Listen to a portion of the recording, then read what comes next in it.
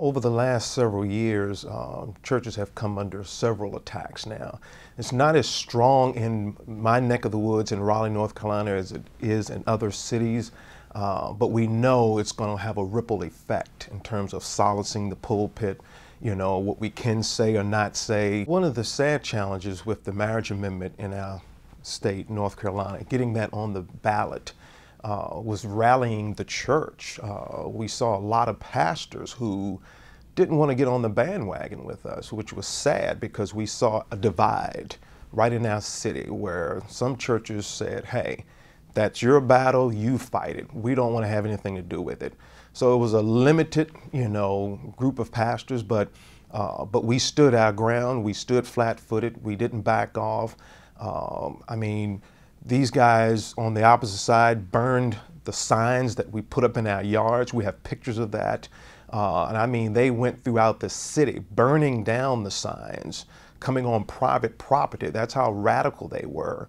But regardless, they didn't prevail. Even the night that we had our, press conference party, the night of the actual, voting, ballot, the very next day when that passed, it was an uproar in the city. The gay community came out and they just displayed all kinds of acts of violence. People still really don't know God. We know of God, but we just don't know God.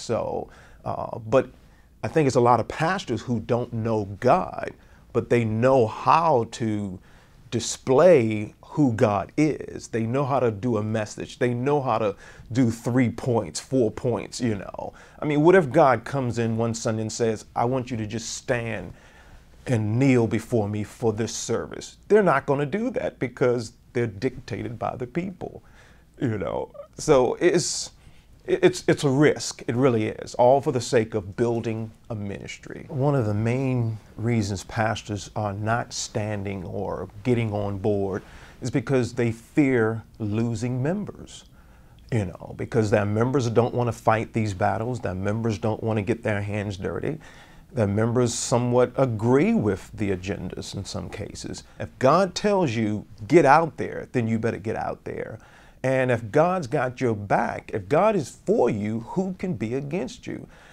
To me, that's the greatest thing I can articulate to any pastor.